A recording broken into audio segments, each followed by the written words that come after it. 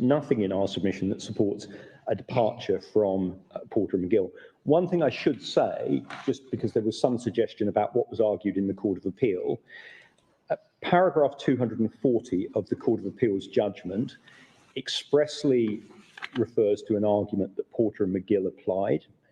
It was said that the judge had applied the wrong test. That's electronic bundle 5870. That is preceded, just in terms of what's argued, at reference page 5867 to 68, paragraph 234, by reference to the fact there was an argument about overcompensation. So overcompensation clearly was before the Court of Appeal. What was the paragraph reference for that? 234.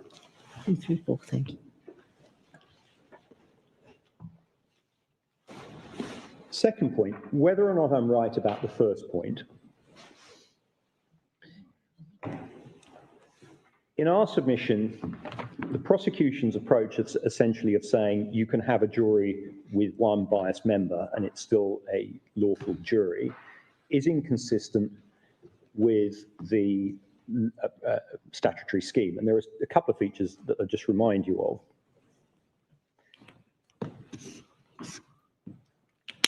Firstly, if you go to, and these are 6803 or the new version of the Jury Act is in same terms essentially for these purposes. 31.3, you will remember, is the provision that talks about how a jury is properly constituted if it's not reduced by more than one. But if you are discounting someone essentially on the basis that they no longer should properly be a member of the jury because they are bent, again to use that language, in those circumstances, the jury ceases, we would submit, to be properly constituted.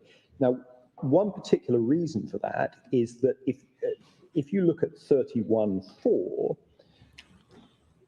it might be helpful for us to have this in front of us in the correct version, which was sent by email to us earlier this morning. I'm sorry, I've got it. That's why I've got the iPad up, so I've got the correct version. So I don't think the language changes for these purposes, but I absolutely accept the point that it's better to have the source. What time is it then? My email has crashed. Oh, I see. Added to SharePoint. It's on SharePoint. I'm disconnected. I'm disconnected. Yeah, I'm disconnected. I'm not getting any emails. Yeah, I got it. I think within the internal pagination, it's page 18. Yes. I think 4 of us have the sorry. Latest version. My email is disconnected. I'm sorry. It should be on SharePoint as well. No, this version came in. Yeah.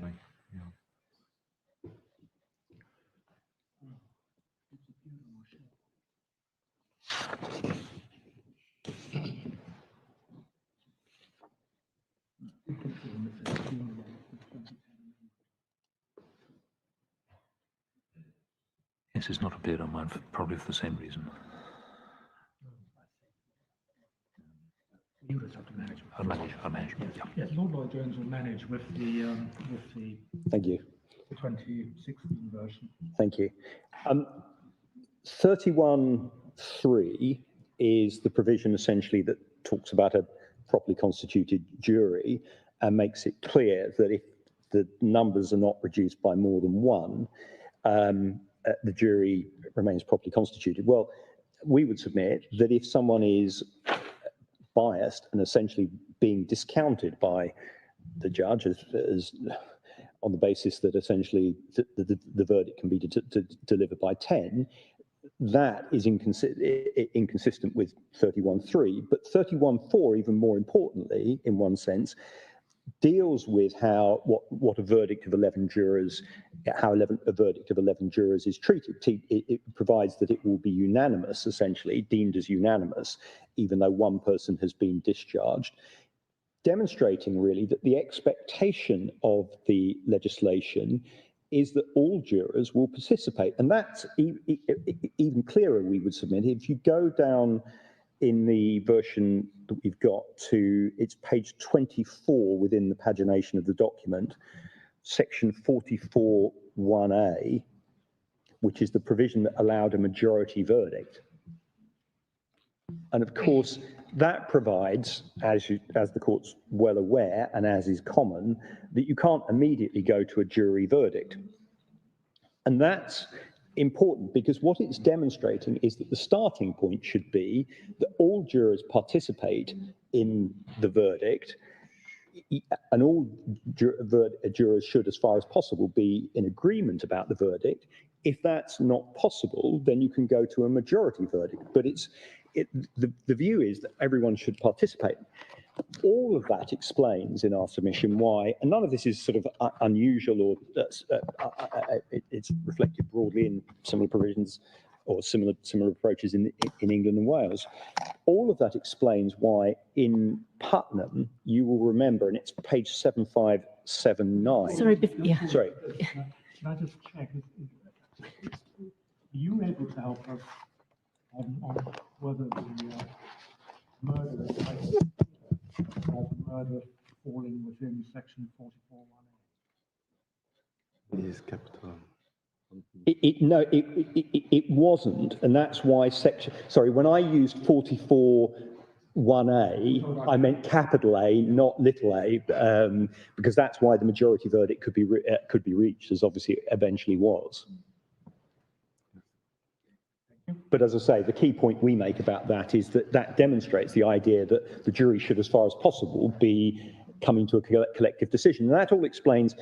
You'll remember, if you go back to Lord Bingham at Lord Justice Bingham, as he then was, at 7579, the passage towards the bottom of the page that I took you to yesterday, Lord Bingham bases his approach in circumstances where, on the material they had, essentially, it was one juror who was approached.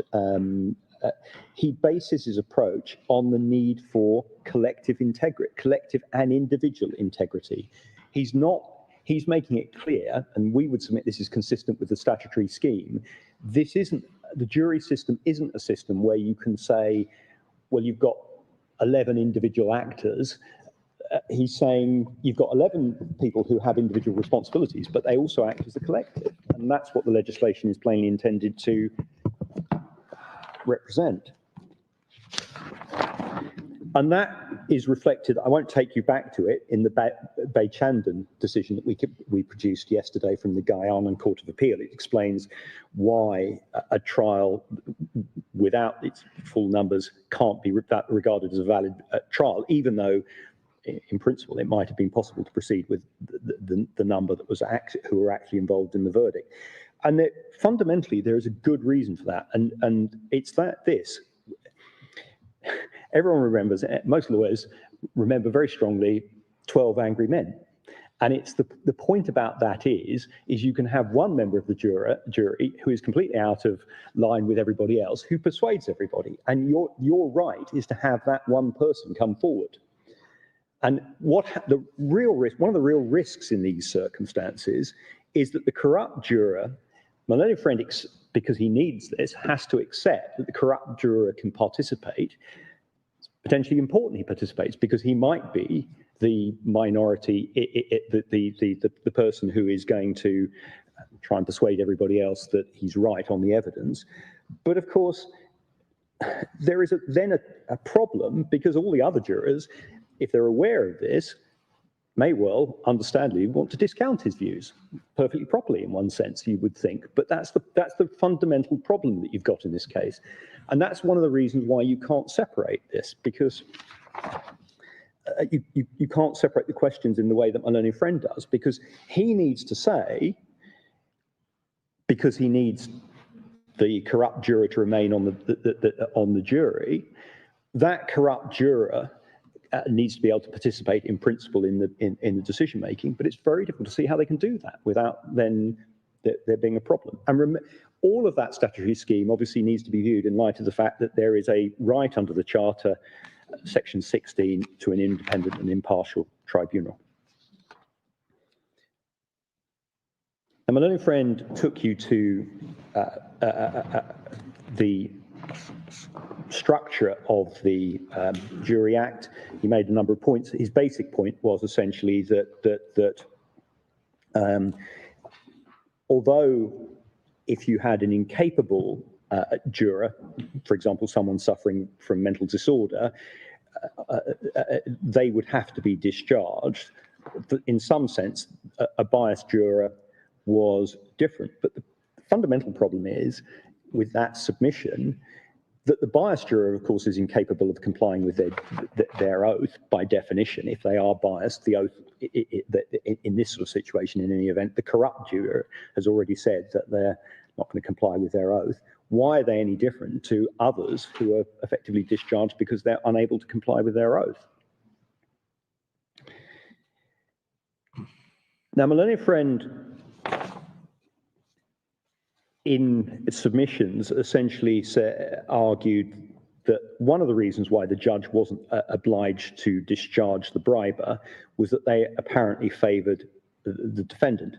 And he emphasised the fact that the forewoman had given evidence, or had given an account that nobody was listening to the person offering bribes. I think the reference is electronic bundle 517221. But that demonstrates, in one sense, the problem, because it demonstrates how, once you've got to this situation, you're not adopting, the jury wasn't adopting the Putnam approach. It wasn't taking collective responsibility, essentially. It was saying, you need to be isolated. In terms of the impact on the jury,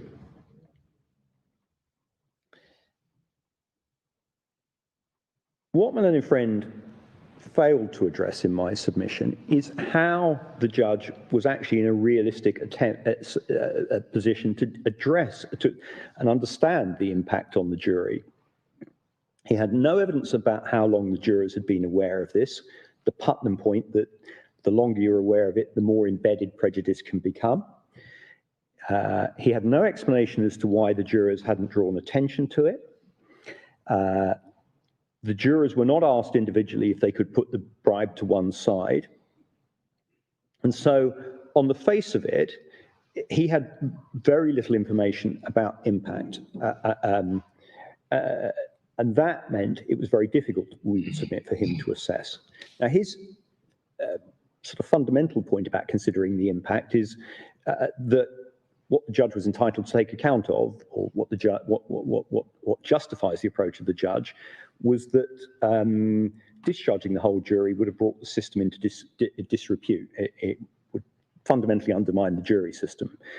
Firstly, there's no indication these circumstances are common, but if there is a problem along those lines, the answer is for the legislature to introduce legislation such as England. If the system becomes undermined, essentially, there are solutions. The solution isn't to allow a trial to continue in circumstances where there is a lack of independence.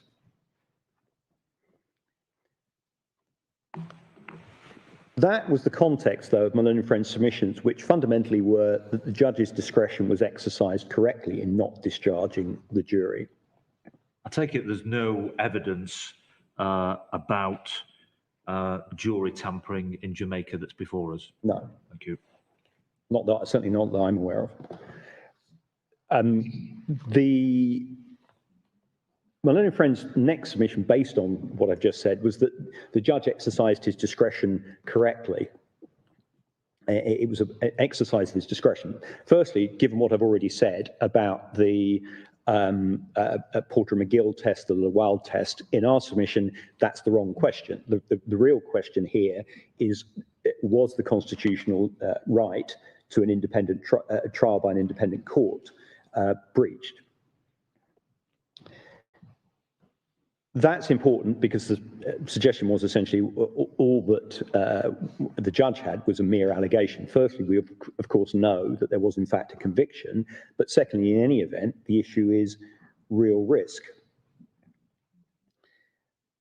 The learned friend said the judge was entitled to rely on the forewoman's role, and in particular the fact that she said that none of the other jurors had taken a bribe and that they would follow their oath.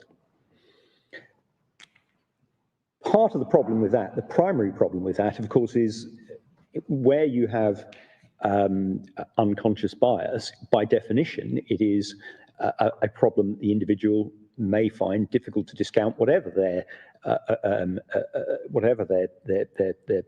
sort of professed approach will be to decision making.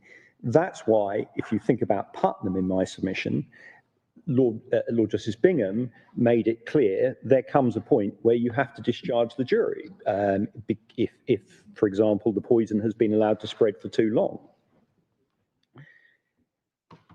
The second point is, of course, that was all information obtained through the forewoman, and that is a problem because of the lack of any public record of what the jurors themselves said, and I'll potentially come back to that. The third point my learned friend made was that the Court of Appeal upheld the conviction. Unsurprisingly, we would say that the approach of the Court of Appeal, particularly paragraph 238, and I won't take you to it, everyone's familiar with it, obviously demonstrated a flawed approach.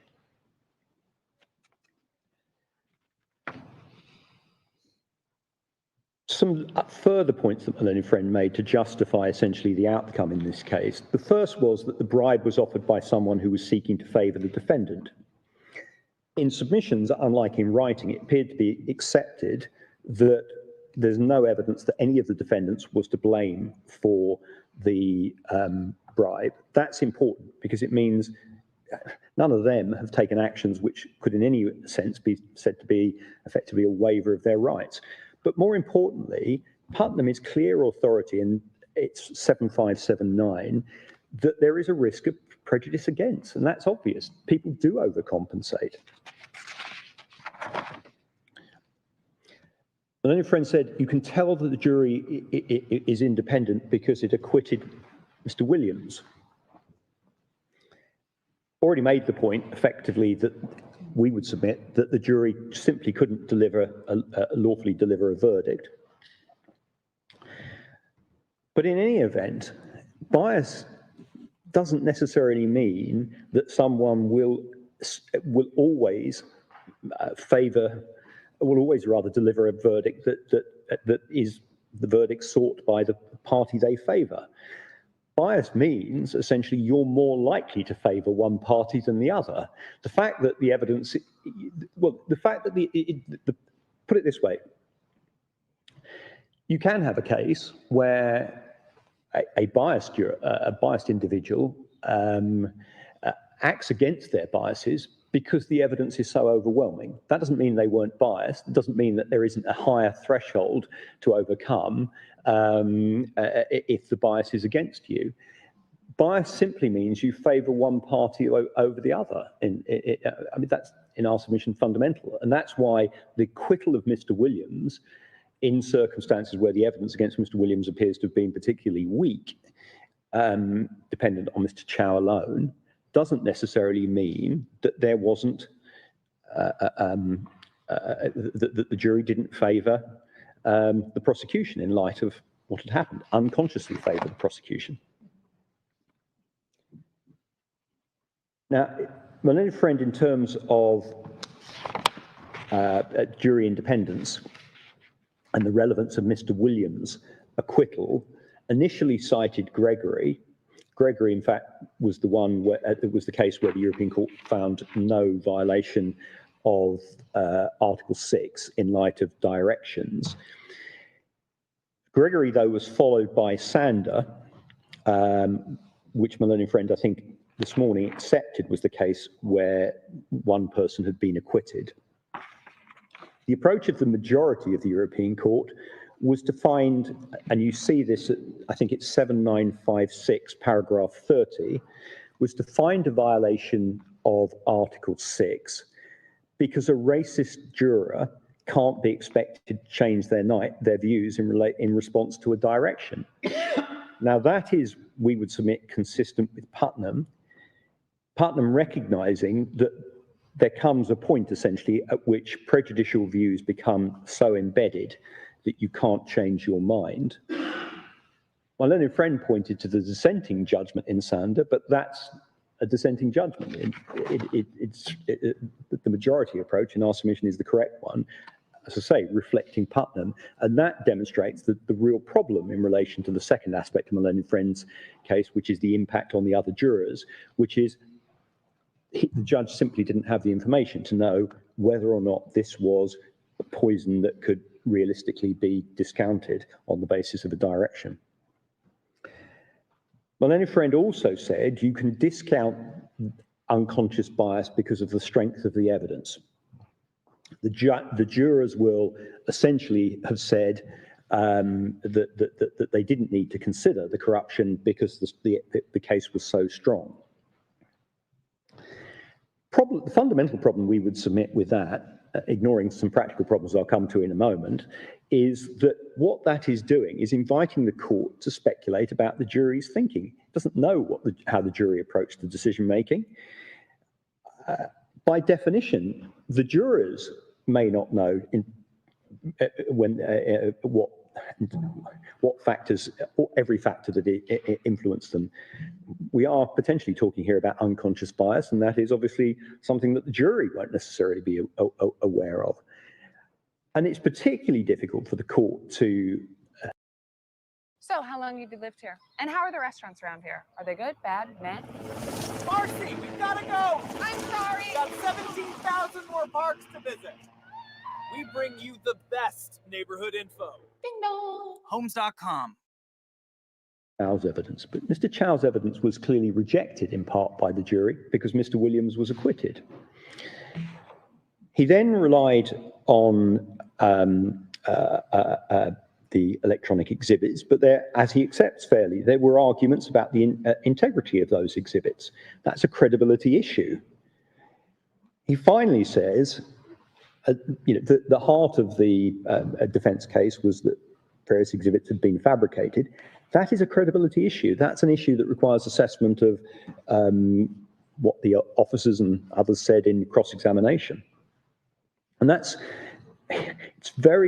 we would submit it's impossible for this court, many years after the event, with transcripts, but not much else essentially, to assess the extent to which the jury would inevitably have discounted, because of the strength of the evidence, prejudicial material. In any event, fundamentally, that explains why there is a right to trial by an independent jury, because it's for the jury to assess facts. What my learned friend's submissions do is potentially undermine that right. And that explains why all the authorities demonstrate essentially that the proviso doesn't apply. What my learned friend was seeking to do in my submission was seeking to apply the proviso,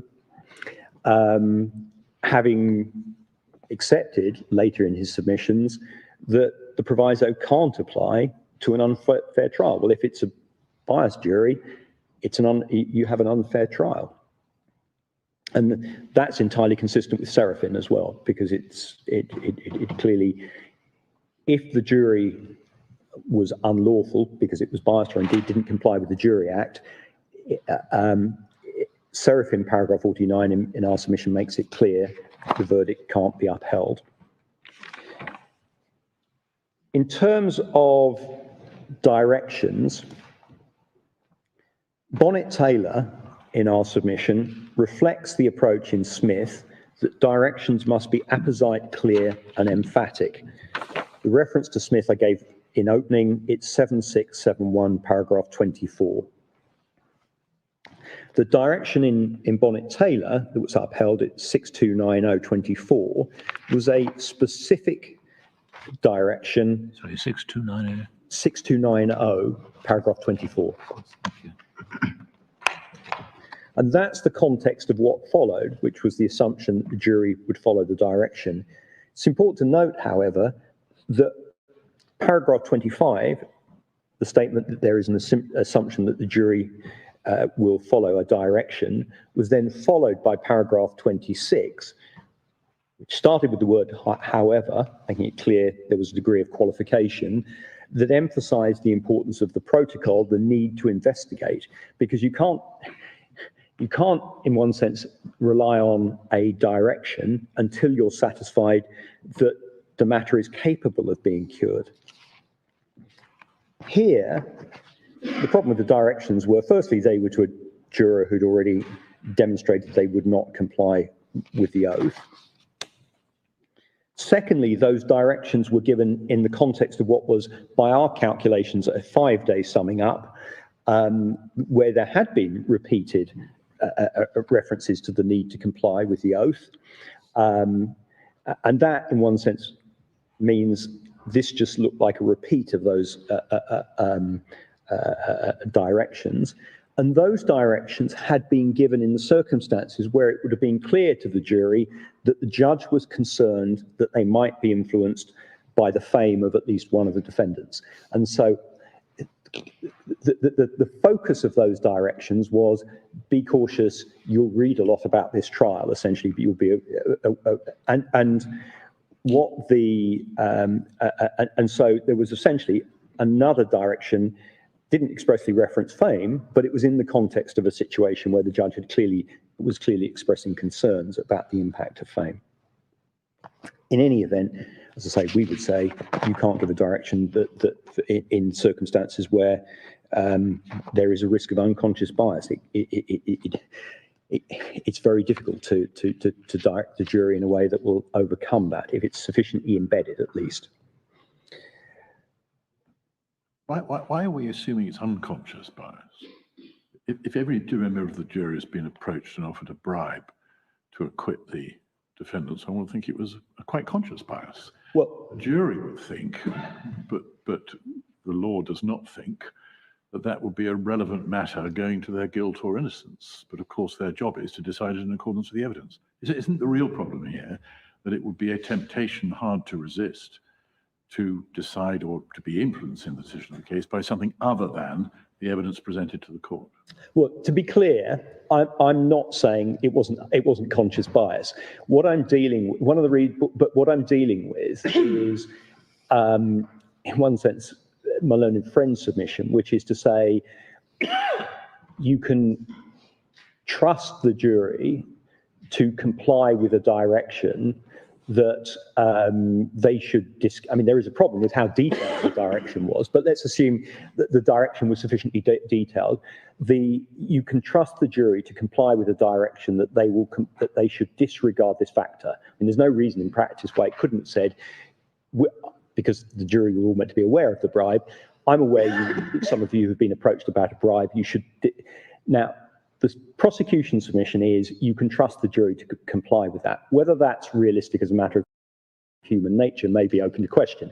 But assuming that's right, you still have the problem that even if a juror says to themselves, I understand that this looks pretty bad, that there was a bribe offered to us, but I understand what the judge has said. I need to put that out of my mind.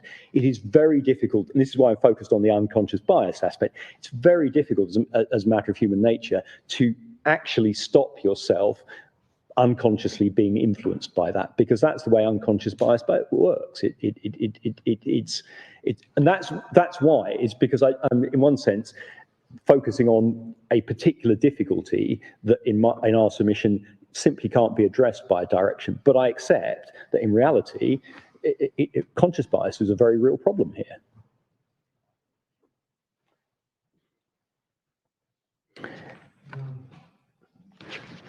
Yes, can I am in terms of just a couple of final features. Firstly, the procedure adopted. All we would invite the court to look at is, because my learned friend relies on it very heavily, Braithwaite 7358, the importance, in particular the citation at para 52 of an earlier case called Ball, the importance of matters being properly recorded in open court, which is the problem with the use of the forewoman, for example. That is important because it allows essentially assurance that there's been compliance with approach. There was a recording. It was transcribed. But there was that, but not of the forewoman's communications with the jury, and so in Braithwaite there was a lot of material that had been transcribed, but the problem was that there was a sort of private communication between judge and jury that there was material that hadn't adequately been recorded.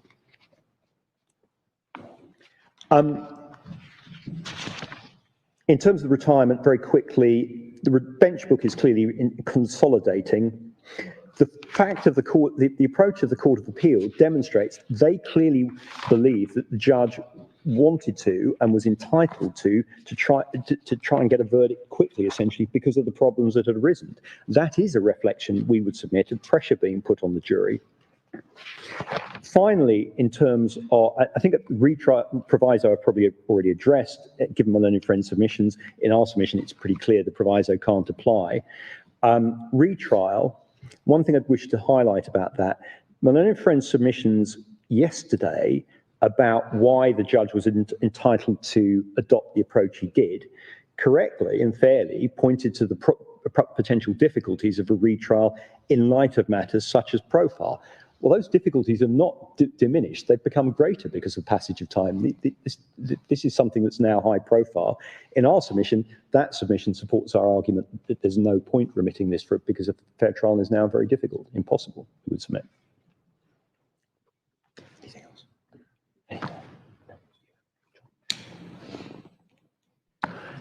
Thank you. I think that covers it. Can I just one? But the Morrison pointed that it was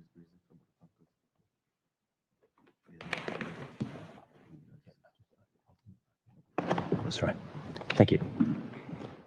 Thank you.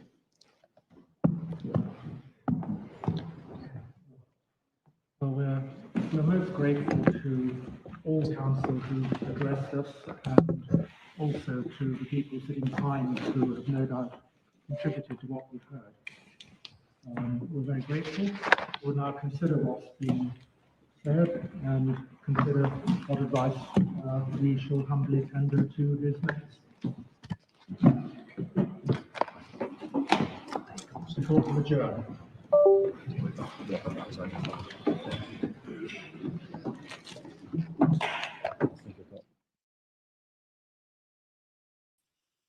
Good morning, family. The court has adjourned. As soon as we get another live feed, we'll go live to London for the Vybz Karel appeal hearing through the Privy Council in London. We have Isaac Buchanan, who is in London, and also Jamaica's DPP, who is there with them also. But as soon as we get some more live feed, we'll go live back to London, England. Have a great day, everyone.